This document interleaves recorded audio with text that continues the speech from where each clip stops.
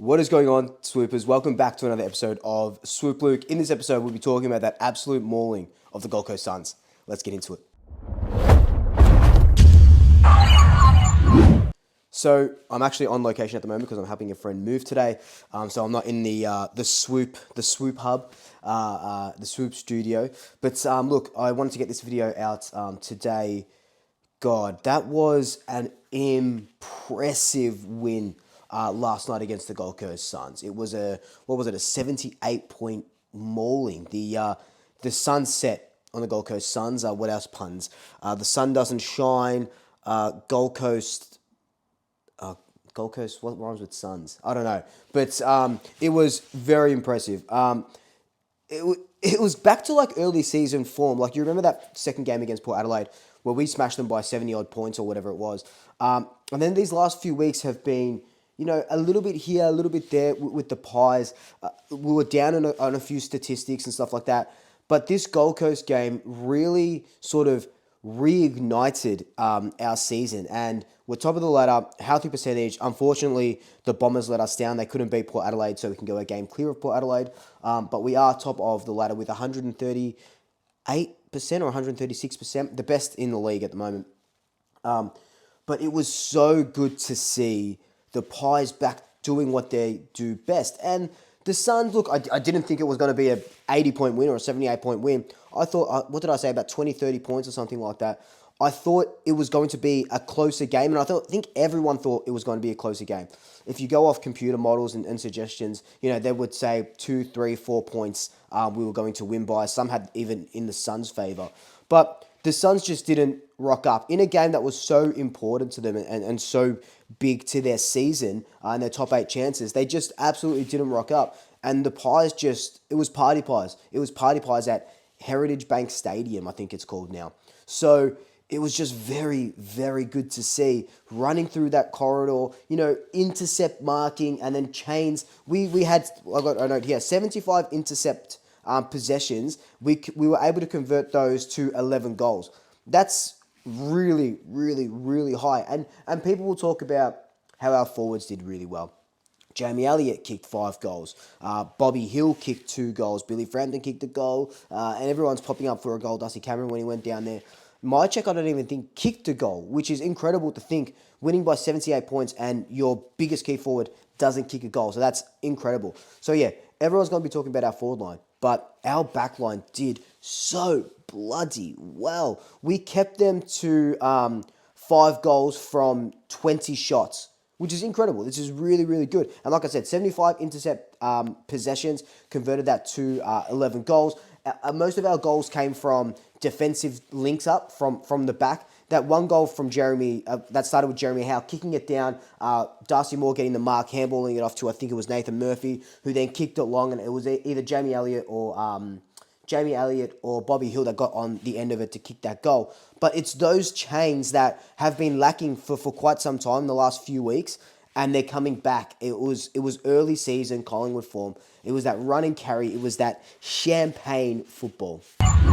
Now, individually, we saw a lot of really, really good individual games. We'll start off with, the guy that we all talk about, Nick Dacos. So he had a field day. Over 30 possessions, 10 tackles. His first time in his career that he's reached double figures in tackles. He had 60 tackles, oh my God. He had 6 tackles in the third quarter alone, 40 pressure points in the third quarter, which is the single most recorded for a player in a quarter this season, which is bloody sane. If he doesn't get the 3 votes, it's definitely going to be 2. No, it would have to be the 3 votes, right? But then Jamie Elliott kicked 5 goals. But Nick Dacos, just absolutely phenomenal. 13 contested possessions, 10 score involvements as well. So he did a quadruple double, which is like, what other words can I use to describe this guy besides incredible, amazing, phenomenal? I'm starting to lose words. There's not enough words in the English vocabulary to explain what this guy does for us and the type of player that he is. Another guy, John Jobel, just incredible. 30 disposals as well. Kicked a goal, everything from the back line. This guy is one of the first to be picked on the team sheet. he does everything right. And we saw last week in against Adelaide, those two, last quarter efforts in the dying minutes to help us win the game. But to think that this guy was overlooked in so many drafts, to think that this guy was a mid-season pickup, and he started off his career a little bit rocky. There would be one or two things that he would do in a game that you kind of go, oh, God, no, we'll just take the easier option. But he has just evolved to this guy that is just, like I said, first picked on the team sheet. One of those guys that you know what you're going to get every single week with him. And we absolutely love him. Then you've got Markov, who has just come from the clouds. He was delisted by the Suns. We happened to have an injury late, which was Charlie Dean goes down. I think it was 24 hours before the supplementary draft picks were stopped. So we call up Markov, we need you. And then, he nearly got picked up by Carlton. He comes to the Pies, and he's just another one. Phenomenal. It was probably his best game for the club last night. Kicks his first goal in black and white against his former side, who delisted him. So thank you so much for that. I think he went at about 94% disposal efficiency for his disposals. So another great game. Isaac Quaynor. I could go. Every single player played their game really, really well. I can go through every single player because everyone was bloody phenomenal. Again, there's that word. I just don't have any more words because they're just blowing my mind. What does this mean for the rest of our season, though? It sets us up really well. We're starting to do everything right again. And Craig McRae says, that there's no such thing as perfect. And I'm not saying that was an all-round perfect performance because there's still things that we can work on. But there was not really too many negatives to kind of bring them up in this video because everything just outweighed it. It was just a very, very positive game. Jamie Elliott being played back into form with 5 goals. And it sets us up for this last quarter of the season. We're 16 rounds in, so we've got 7 games. And this is where you want to start slowly creeping up, slowly peaking. When you think about it, we've been doing these last few games without Jordan De Goey because you've got that suspension, so he'll come back next week. Dan McStay, who, as I'm recording this, was supposed to play in the VFL, but he's fallen ill. He can't play in the VFL, so I don't think he plays next week against the Doggies. But we do need a big key forward, so I think he'll come back in. And then Steele Sidebottom won't play next week. We'll play the week after, or he's on track to play the week after. So once those 3 guys come back, actually, those 2 guys have pretty much come back, right? McStay and De Goey. It's just Steele Sidebottom and Charlie Dean on the injury list now. We're playing these games without one of our best players in Jordan De Goey, a key forward, and Steele Sidebottom, one of the best wingers in the modern era. It's crazy to think that we're only going to get better, and I would hate to be a selector because, if you ask me right now, who are you dropping for De Goey, who are you dropping for Steele and McStay if you had to bring those 3 in right now? I couldn't tell you. Does Markov keep his place? I think Markov would be a very good sub to come on and, in the 3rd or 4th quarter, just burst through the back line. That'll be an amazing impact sub. Maybe Harvey Harrison, but then you still need that sort of smaller forward. Will Hoskinelli has done everything right. Bobby Hill has done everything right. It's a very good problem to have, but it's still a problem. And come September, during finals, there are going to be big calls made, and there's going to be heartbreak in a sense if you're not playing finals. But it's a very, very good problem to have, especially when the team, you can't drop anyone on form. That's the thing. So that's the sad thing. You'll be dropping people because someone else is just a little bit better than them, and that's the reality of football. I'd rather much have that than have half a dozen injuries. But look, I am just so happy with yesterday's effort. And, for so long, and I mentioned this the other day, for so long, we've been saying, let's put teams to the sword. We need to put teams to the sword. It doesn't happen very often. It hasn't happened very often in the 4.5 years I've been doing this channel.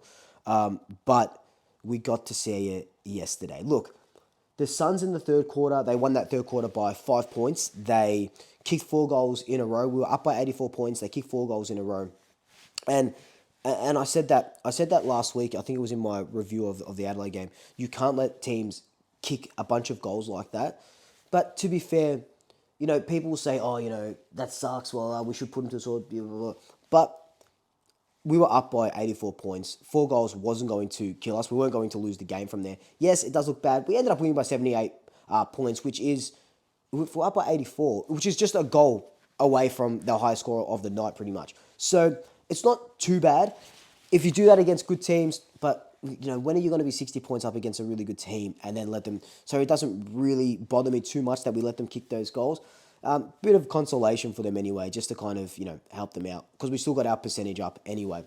So that could probably get worked on a little bit, but other than that, it's a pleasure, an absolute pleasure to watch this champagne football that Collingwood are playing.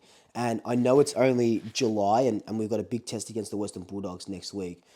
But we're primed for a top two finish. We're really, really primed for a top two finish. We're only going to get better with these players that we bring in. And it's just, look, I don't want to look too far ahead into finals and potentially anything else further than that.